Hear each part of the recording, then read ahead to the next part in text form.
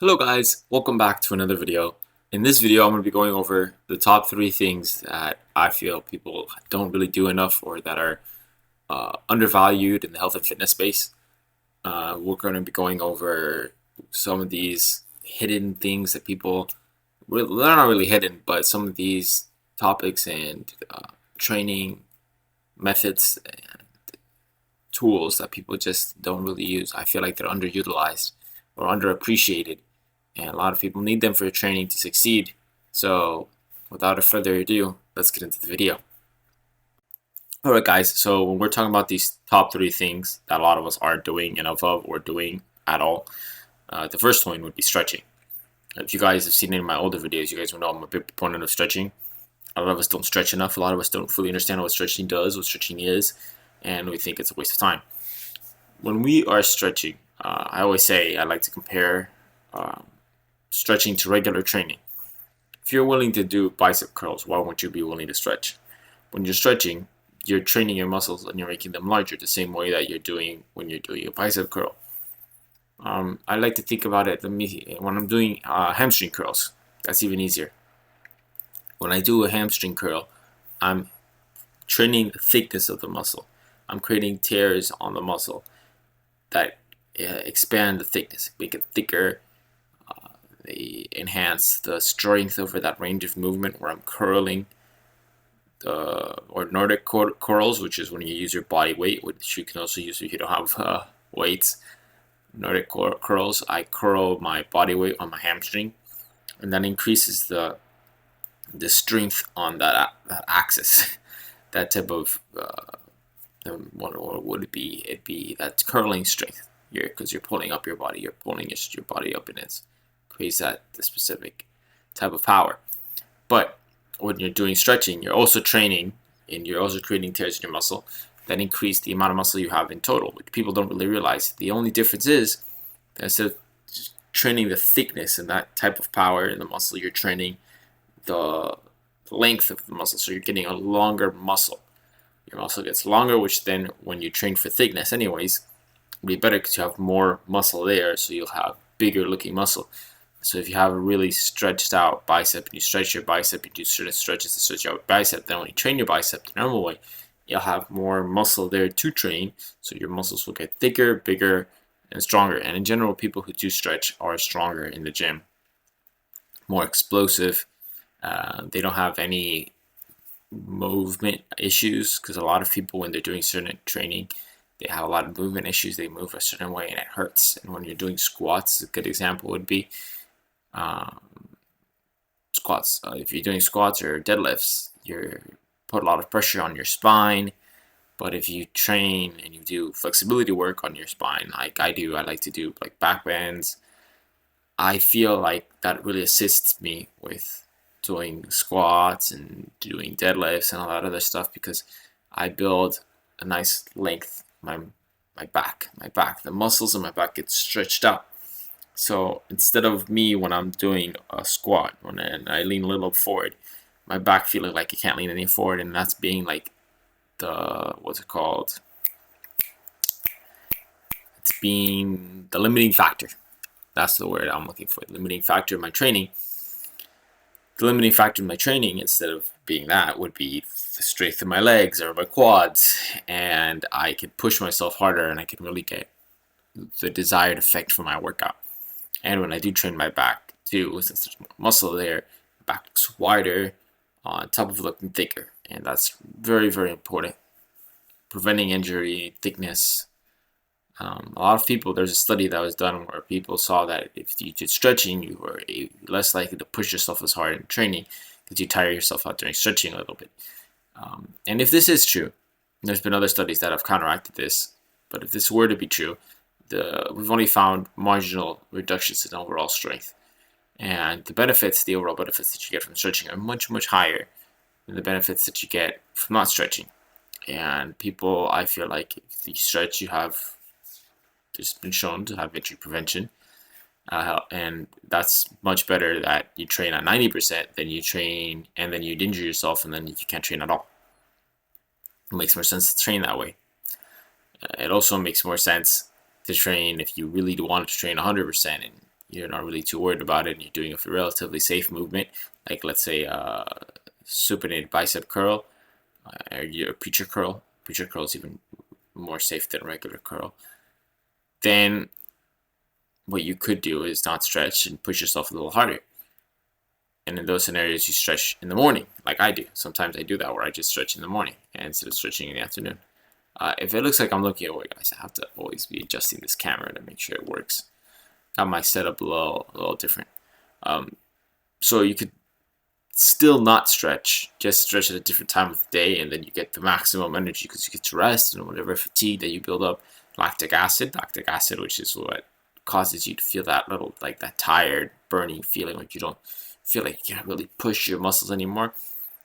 Your body naturally just takes away the lactic acid. It goes through the kidneys, if I'm correct, and it's just wears away at it until you don't have any more. So if you just wait a little bit, it'll all disappear, and then you can push yourself harder again. So yeah, I highly recommend stretching. There's this guy called Movement by David, which you guys can look up online. I had him on the link of one of my older videos. I have to see if I can find a link. Maybe I'll put in this video.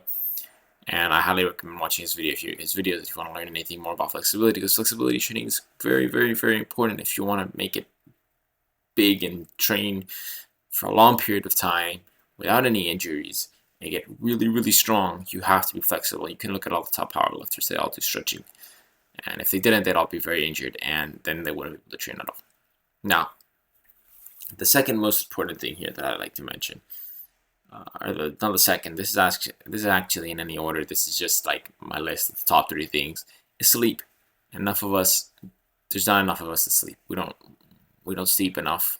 In general, everyone recommends that we sleep. We should sleep more. All the doctors are saying that people don't get enough sleep. It's really bad.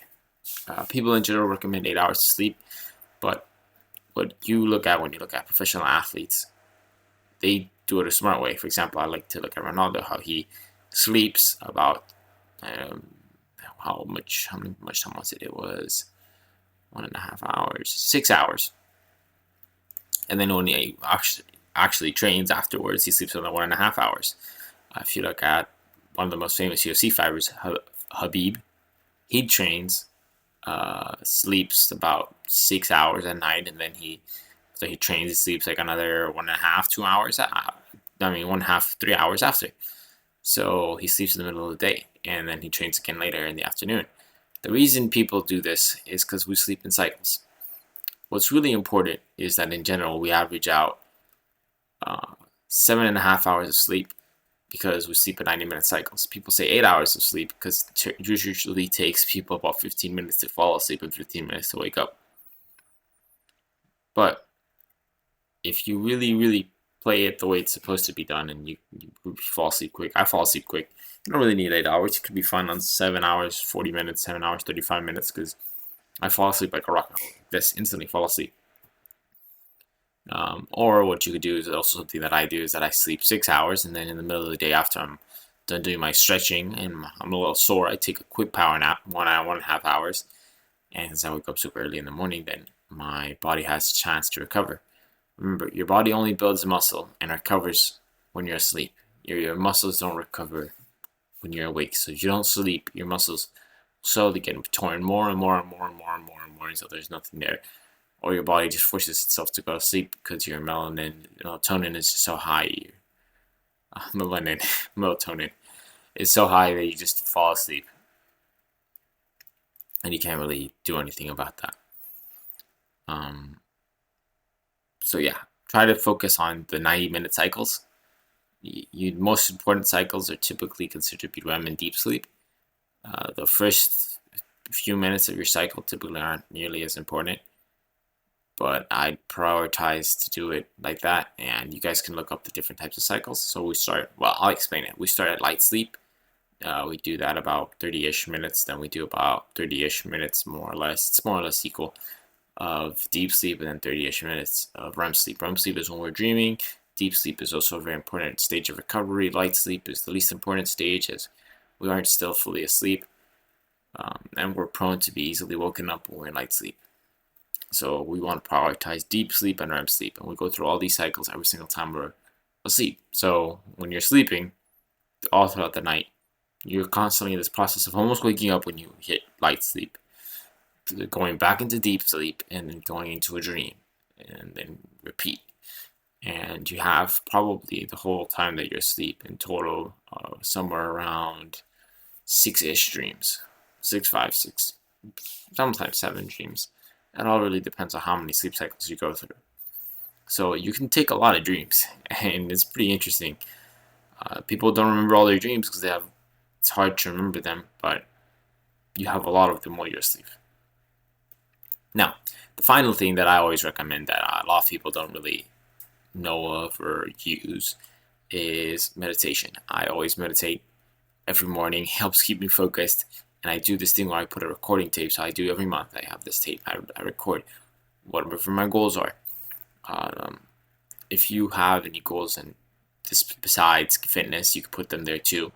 And I write down. So this is my goals. I want to do this and this and this and that, and then I record the tape.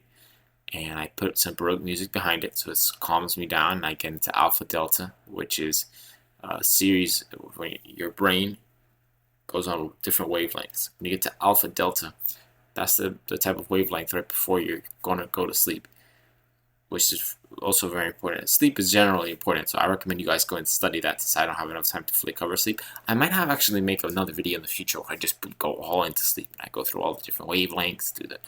I'm probably going to do that in the future. So stay tuned for that one.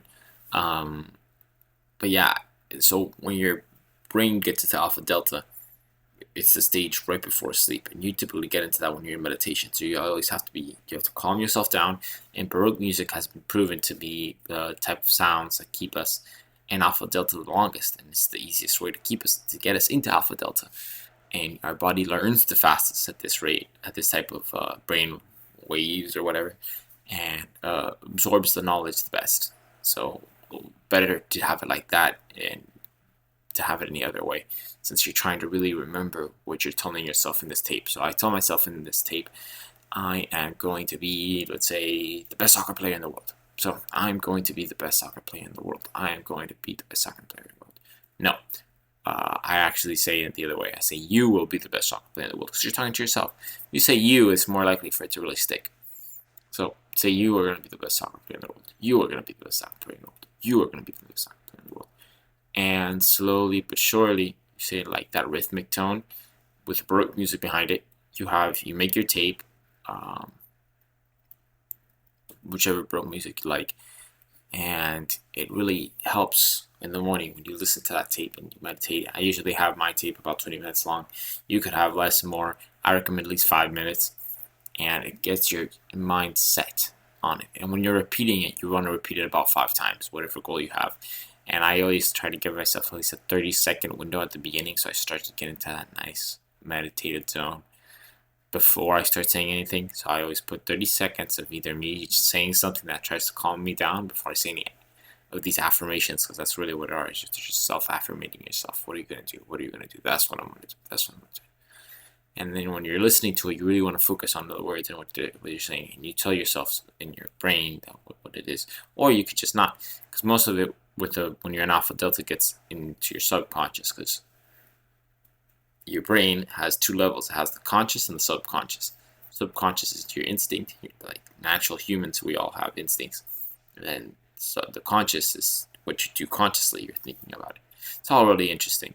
Maybe one day I'll have another video where I go really deep into meditation, because I think I had a video like that in the past, but I don't think I went deep enough, and I could explain it a lot better. But in general, meditating is very, very important. You want to have that tape, and I recommend it a lot. If not, you could just do regular meditation, or you could do some Catholic. I used to do meditation where I just listen to prayer. Helps you focus, helps you clear your mind, helps you stay concentrated. Meditation should be either done early in the morning or at night before you go to bed. Most recommend it at night before you go to bed. Although I do it always in the morning and sometimes at night, but it should be the other way around, where I do it always at night and most times in the morning. But I just really feel good in the morning when I feel that meditation gets me awake and ready to go. But it's up to you in general. Just one of those 2 times, do it, or do it both if you can. But yeah, that's pretty much it for today, guys. Thanks so much for watching today. This video might have been a little drawn out. I'm sorry, guys. I had a housekeeping, but now I'm back, and this is pretty much the end of the video. So thanks for watching. I hope you learned something new. I hope you guys decided, meditating is good for you, sleep is good for you. Now maybe you guys do that in the future. Thanks for everything. Comment, like, subscribe.